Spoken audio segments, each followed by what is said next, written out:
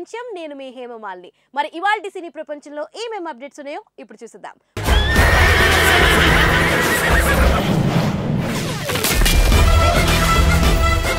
ముందుగా మొదటిది శ్రీ విష్ణు 4 మెట్లెక్కేశాడు ఇంతగా వివరాలేంటో ఇప్పుడు తెలుసుకుందాం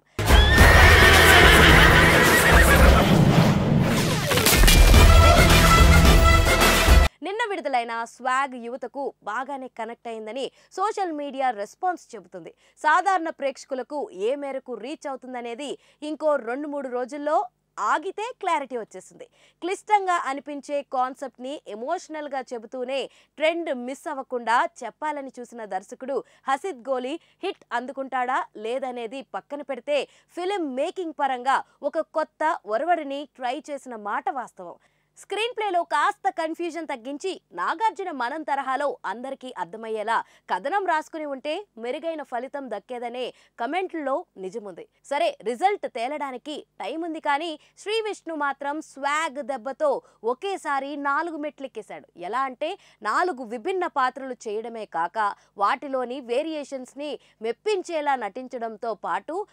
11 గెటప్ల్లో శబాష్ అనిపించుకున్నాడు మామూలుగా అయితే ఇలాంటి సబ్జెక్ట్కి యూత్ హీరోలు అంత సులభంగా ఓకే చెప్పరు రిస్క్తో ముడిపడిన వ్యవహారం కాబట్టి ఇమేజ్కి ఇబ్బంది పడుతుందేమో అనే ఉద్దేశంతో నో అనేస్తారు ఓం భీమ్ బుష్లోనూ దెయ్యం ఫ్లాష్ బ్యాక్ వెనక షాకింగ్ ట్విస్ట్కి ఒప్పుకున్న శ్రీ విష్ణు ఇప్పుడు స్వాగ్లోనూ క్రియేటివ్ కంటెంట్ ఎంచుకున్నాడు ఇప్పుడిప్పుడే పైకొస్తున్న కుర్ర హీరోలే సేఫ్ గేమ్ ఆడుతున్న పరిస్థితుల్లో శ్రీ విష్ణు లాంటి వాళ్ళు ప్రయోగాలు చేయడం అవసరమే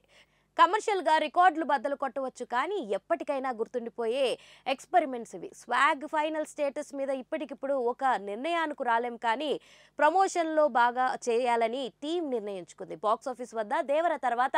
తమదొక్కటే ఆప్షన్ కావడంతో వీలైనంత దీన్ని వాడుకునే ఉద్దేశంతో పబ్లిసిటీ ప్లాన్ చేసుకుంటుంది రాజరాజ చోళ రేంజ్లో స్వాగ్ రీచ్ తెచ్చుకోకపోవచ్చు కానీ ప్రయత్నం అయితే మెచ్చుకోదగినదే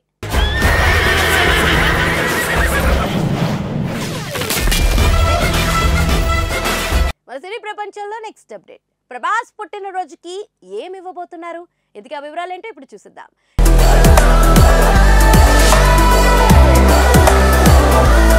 ఇంకో 19 రోజుల్లో అక్టోబర్ 23న డార్లింగ్ ప్రభాస్ పుట్టినరోజు రానుంది ఈ సందర్భంగా ఎలాంటి కానుకలు ఉంటాయనే దాని మీద ఫ్యాన్స్ ఆసక్తిగా ఎదురు చూస్తున్నారు మొదటిది ది రాజా సాబ్ నుంచి లిరికల్ సాంగ్ లేదా కొత్త టీజర్ కానీ వస్తుందనే అంచనాలున్నాయి విడుదల తేదీ ఏప్రిల్ 10 ఇంకా దూరం ఉన్నప్పటికీ నెక్స్ట్ ప్రభాస్ రిలీజ్ ఇదే కాబట్టి ఒక కీలక అప్డేట్ అయితే రావాలి దర్శకుడు మారుతి దీనికోసం ప్రత్యేక శ్రద్ధ తీసుకుంటున్నట్లు తెలుస్తుంది షూటింగ్ చివరి దశలో ఉన్న నేపథ్యంలో ఏ కంటెంట్ ఇవ్వాలనే దాని గురించి పెద్ద టెన్షన్ అక్కర్లేదు ఏది ఇవ్వాలనేది కీలకం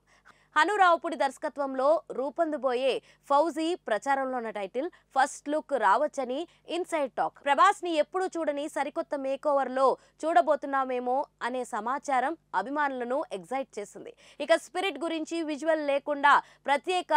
ఆడియో అనౌన్స్మెంట్ దర్శకుడు సందీప్ రెడ్డి వంగ సిద్ధం చేసే ఆలోచనలో ఉన్నాడట ఖచ్చితంగా ఉంటుందో లేదో ఇప్పుడే చెప్పలేం ఇక కల్కి 2కి సంబంధించిన కీలకమైన అనౌన్స్మెంట్ వచ్చే ఛాన్స్ కొట్టిపారేలేం అయితే రిలీజ్ డేట్ ఏ సంవత్సరం లాంటివి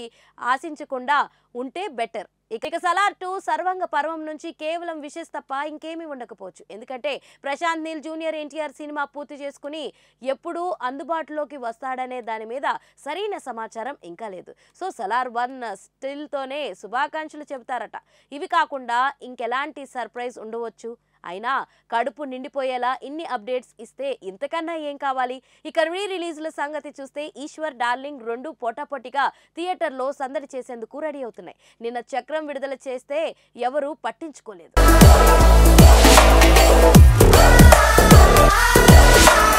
మన సినీ ప్రపంచంలో నెక్స్ట్ అప్డేట్ తారక్ డైరీలో పేజీలు ఫుల్ మరి వివరాలేంటో ఇప్పుడు తెలుసుకుందాం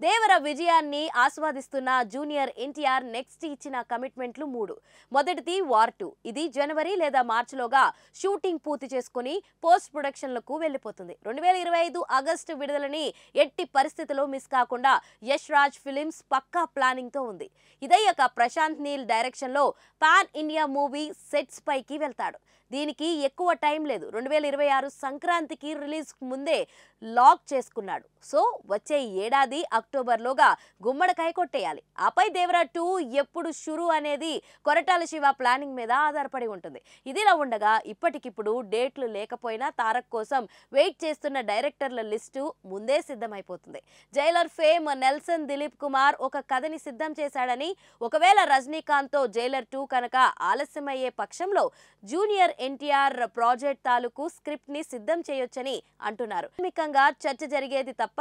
ఎలాంటి అధికారికంగా ధృవీకరణ లేదు. ఇక వెట్రిమాన్ కాంబో కోసం ఎదురు చూస్తున్న జూనియర్ ఎన్టీఆర్ ఆయన విడుదల పార్ట్ 2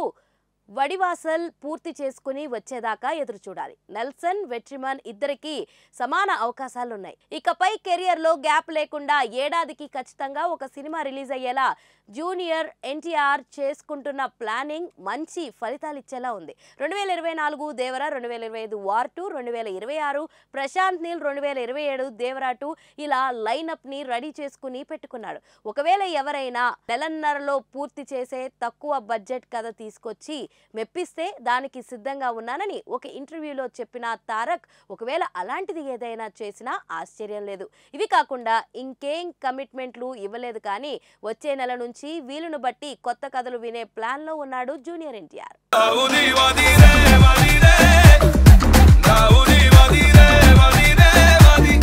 చూసారు కదా, ఇదండి ఇవాల్టి సినీ ప్రపంచం. మరొక ఇంట్రెస్టింగ్ ఎపిసోడ్ తో మళ్ళీ కలుసుకుందాం. అప్పటి వరకు చూస్తూనే ఉండండి పూరా local. This is your Hemamali signing off. By.